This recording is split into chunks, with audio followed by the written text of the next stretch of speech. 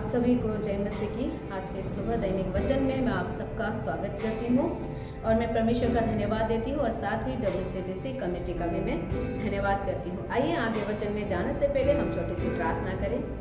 स्वर्गीय पिता, आपकी उपस्थिति में हम आते प्रभु और धन्यवाद देते और एक नए दिन के लिए प्रभु जी, और इस सुबह के समय प्रभु जी हम जो भी वचन को सुनते प्रभु, आप हम हर एक से बोलिए और बातें कीजिए प्रभु। मसीह यीशु के नाम से हम प्रार्थना मांगते हैं, आमीन। आज हम देखेंगे अधिकार और सही चुनाव के बारे में। उत्पत्ति उसका 1 अध्याय उसका 1 वचन हम पढ़ेंगे। आदि में परमेश्वर ने आकाश और पृथ्वी की सृष्टि की। हम देखते हैं जब शुरुआत में परमेश्वर ने आकाश और पृथ्वी की सृष्टि की, यानी कि परमेश्वर का अधिकार है आकाश के ऊपर, परमेश्वर का अधिकार है पृथ्वी के ऊपर, और उसने उस अधिकार के शब्द से ही सब कुछ बनाया। उसने सूरज को बोला हो गया, उसने दिन और रात को बनाया और उसने अपने शब्द के द्वारा इन सारी चीजों की सृष्टि की। और उसका अधिकार पृथ्वी में है, उसका अधिकार आकाश में है, उसका अधिकार मानव जाति में है, उसका अधिकार पूरे ब्रह्मांड में है। इसलिए मत्ती उसका 18 वचन कहता है, स्वर्ग और पृथ्वी का सारा अधिकार मुझे दिया गया है। परमेश्वर के हाथों में, उसके हाथों में सारा अधिकार है। वह सारी बातों पे अधिकार करने वाला परमेश्वर है और वह आपके और मेरे जीवन में भी अधिकार करने वाला परमेश्वर है। आपके और मेरे जीवन में भी वो काम कर सकता है, आपके और मेरे जीवन में भी वो आशीष कर सकता है, आपके और मेरे जीवन को भी वो उपयोग कर सकता है। लेकिन परमेश्वर चाहता है कि हम उसे अपने जीवन में काम करने की अनुमति दे, हम उसे अपने जीवन में अधिकार रखने की अनुमति दे, क्योंकि जब परमेश्वर ने हमें बनाया है तो एक कीमती तोहफा उसने हमारे जीवन में दिया है, वो है सो इच्छा। अपनी इच्छा के अनुसार चुनाव करने का अधिकार उसने हमें दिया है। हम अपने जीवन के लिए हम अपनी इच्छाओं से हम क्या कर सकते हैं, हम चुनाव को कर सकते हैं। परमेश्वर सब कुछ कर सकता है, लेकिन वो चाहता है हमें जो अधिकार दिया गया है सो इच्छा की, अपनी इच्छा से हम अपने आप को परमेश्वर के हाथों में हम दें, अपनी इच्छा से हम परमेश्वर को क्या करें, अधिकार करने दें अपने जीवन में। जब हम परमेश्वर को अधिकार करने देते हैं, परमेश्वर को अनुमति देते हैं, तब परमेश्वर अपनी महिमा को हमारे जीवन में प्रकट करना शुरू कर देते हैं। हम देखेंगे पहला शमूएल उसका 3 अध्याय उसका जब हम 3 अध्याय में हम देखते हैं शमूएल के विषय में कि कैसे परमेश्वर ने अद्भुत रीति से हन्ना को परमेश्वर ने शमूएल के रूप में आशीष को किया। और जब शमूएल एली के अधीन में जब बढ़ते गए, जब वो एली के अधीनता में थे, वो मंदिर में रहते थे, तब ऐसा हुआ एक दिन कि जब शमूएल लेटे हुए थे, तब परमेश्वर की आवाज़, उसकी बुलाहट शमूएल के पास आता है। लेकिन शमूएल उस बुलाहट को समझ नहीं पाते, वो दौड़ के जाते एली के पास और एली से बोलते हैं कि आपने मुझे बुलाया। तब एली कहते हैं नहीं, मैंने नहीं बुलाया। ऐसे ही एक बार नहीं हुआ, 2 बार नहीं हुआ, तीसरी बार तक हुआ। जब तीसरी बार शमूएल एली के पास जाते हैं, तब एली समझ जाते हैं कि परमेश्वर ने ही शमूएल को बुलाया है। तब शमूएल को एली कहते हैं कि अब इस बार जब बुलाहट आए तब कहना तेरा दास सुनता है, क्योंकि शमूएल नहीं जानते थे परमेश्वर को, क्योंकि तब तक परमेश्वर ने अपने आप को शमूएल पे प्रकट नहीं किए थे। जब हम देखते हैं पहला शमूएल 3 उसका 10 अध्याय में 3 अध्याय उसका 10 वचन में वचन ऐसा कहता है, तब यहोवा आ खड़ा हुआ, पहले के समान पुकारा, शमूएल शमूएल। शमूएल ने कहा, कह, क्योंकि तेरा दास सुन रहा है। हालेलुया।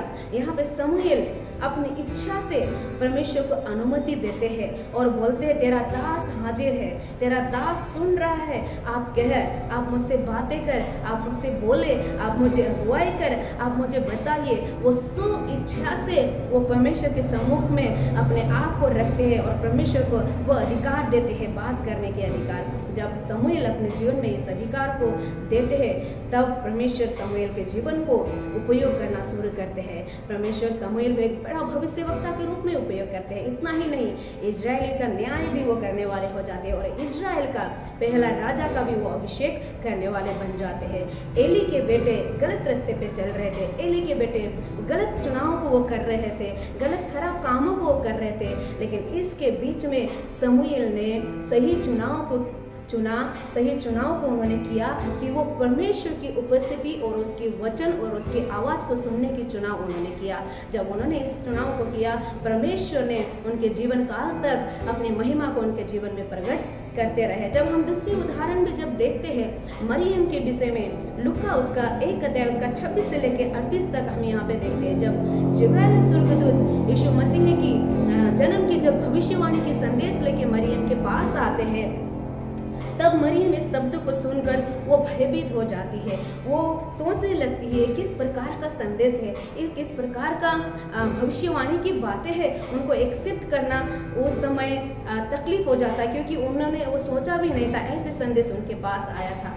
वो संदेश सुन के वो भयभीत जब होते हैं, उनके लिए कठिन था इस संदेश पे विश्वास करना, उनके लिए कठिन था इस भविष्यवाणी की बातों को हाँ कहना, क्योंकि समाज में से उनको सुनना पड़ता था, परिवार में से उनको सुनना पड़ता था। उनके लिए बहुत एक चुनौती भरा समय था।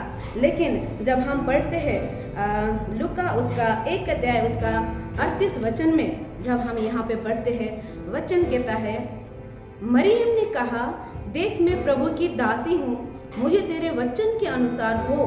तब स्वर्गदूत उसके पास से चला गया। हालेलुया। वो कठिन परिस्थिति में भी कोई भी एक कुंवारी लड़की के लिए इस तरह का संदेश एक उनके लिए बहुत कठिनाई में लेके आता है। सोचने से भी घबराने वाली बातें हैं, लेकिन इस परिस्थिति को, इस चुनौती को वो मरियम ने क्या किया, अपने जीवन में एक्सेप्ट किया। उन्होंने कहा, मैं अपनी इच्छा नहीं, मैं लोगों की इच्छा नहीं, लोग क्या कहेंगे उसके रीति नहीं, लेकिन जो परमेश्वर ने कहा है वो मेरे जीवन में होने के लिए मैं तैयार हूँ। जब वो इस सही चीज़ों को जब चुनते हैं, जब वो बोलते हैं कि मैं प्रभु की दासी हूँ और प्रभु की योजना मेरे जीवन में हो, आपके वचन के अनुसार मेरे जीवन में हो, तब स्वर्गदूत वहाँ से चले जाते। मरियम ने अनुमति को दिया, सही चुनाव को किया और भविष्यवाणी के रूप में जैसे भविष्यवाणी किया गया था, उन्होंने एक पुत्र को जन्म दिया जो पूरी दुनिया का उद्धार करता यीशु मसीह है, और वो सारी स्त्रियों में धन्य स्त्री कहलाई गई। तो यानी कि हमारे जीवन में जब हम सही चुनाव को करते हैं, हम उस अधिकार को पाते हैं जो परमेश्वर ने आपके और मेरे जीवन के लिए रखा है। कई बार हमारे जीवन में हम गलत चुनाव की वजह से, गलत तरीके की वजह से हम अपने जीवन में असफलता को देखते हैं। हम अपने जीवन में, अपने परिवार में, अपने सेवकाई के क्षेत्र में, अपने काम करने की जगह में हम असफलता को देखते हैं और हम निराश हो जाते हैं, हम टूट जाते हैं, हम दुखी हो जाते हैं, हम कमजोर हो जाते हैं। कई बार तो हम परमेश्वर के वायदों पर हम शंका करने लग जाते हैं, हम संदेह करने लग जाते हैं। लेकिन कई बार क्यों? क्योंकि प्रभु कुछ चाहता हमारे जीवन में और हम कुछ और कर देते हैं। प्रभु हमें कुछ और बातें हमें करने के लिए अगुवाई करता है, लेकिन हम कुछ और रास्ते में हम चलते हैं। इसीलिए क्या होता है, कई बार हमारे जीवन में परिस्थिति बिगड़ जाती है, सब कुछ गड़बड़ हो जाता है, और हमारे परमेश्वर इतना अद्भुत परमेश्वर है कि हमारी बिगड़ी हुई परिस्थिति को सुधार सकता है। हमारी परिस्थिति जो सुधार सकता है, हमारी गड़बड़ी को वो समाधान कर सकता है। कई बार दूसरे लोगों के द्वारा भी वो हमारे जीवन में हमारी परिस्थिति को सुधार सकता है, लेकिन हमारे जीवन की गलत निर्णय, गलत डिसीजन, गलत काम, गलत तरीके की वजह से हम अपने जीवन में हम उस आशीषों से दूर हो जाते हैं, वो शांति से दूर हो जाते हैं, उस बरकत से दूर हो जाते हैं जो परमेश्वर ने आपके और मेरे जीवन में रखता है, जो आपको देना चाहता है। आज सुबह के समय हम कहें, जैसे समूएल ने परमेश्वर की आवाज़ को सुनने की सही चुनाव की, जैसे मरियम ने परमेश्वर की बातों को एक्सेप्ट करने की सही चुनाव की, हम होने दे हमारे जीवन में भी हम आज सुबह के समय हम निर्णय लें, प्रभु आपकी इच्छा हमारे जीवन में पूरी हो, प्रभु आपकी इच्छा हमारे जीवन में पूरी हो, प्रभु आपकी योजना हमारे जीवन में पूरी हो। हमें सही चुनाव करने में आप मदद करें, हमें सही मार्गदर्शिका आप दें और आपकी इच्छा योजना में हम चलने वाले बने। ऐसे हम अपने आप को हम समर्पित को करें और हम अपने जीवन में परमेश्वर की दी हुई निर्णय, परमेश्वर की दी हुई बातें, उसकी दी हुई अगुवाई में हम बढ़े, तो प्रभु जरूर आपको आशीष करेगा, जरूर आपको फलीभूत करेगा, जरूर आपको सफलता देगा। आइए हम छोटी सी प्रार्थना को करें, इस वचन के द्वारा प्रभु आपको आशीष दे। स्वर्गीय पिता, हम फिर से एक बार आपकी उपस्थिति में आते हैं, धन्यवाद देते आज के वचन के लिए प्रभु जी। हम सभी के जीवन में फिर से और एक बार प्रभु जी आपकी इच्छाओं में चलने के लिए, प्रभु सही चुनाव करने के लिए आप मदद कीजिए, ताकि आपके अधिकार हमारे जीवन में हो। राजा, प्रार्थना करते हो जिनका आज बर्थडे प्रभु, उन्हें आशीष कीजिए प्रभु, और जिनका शादी का सालगिरह है प्रभु, उन परिवार, उन कपल को भी आप आशीष कीजिए। धन्यवाद के साथ मसीह यीशु के नाम से हम प्रार्थना मांगते हैं, आमीन। जय मसीह।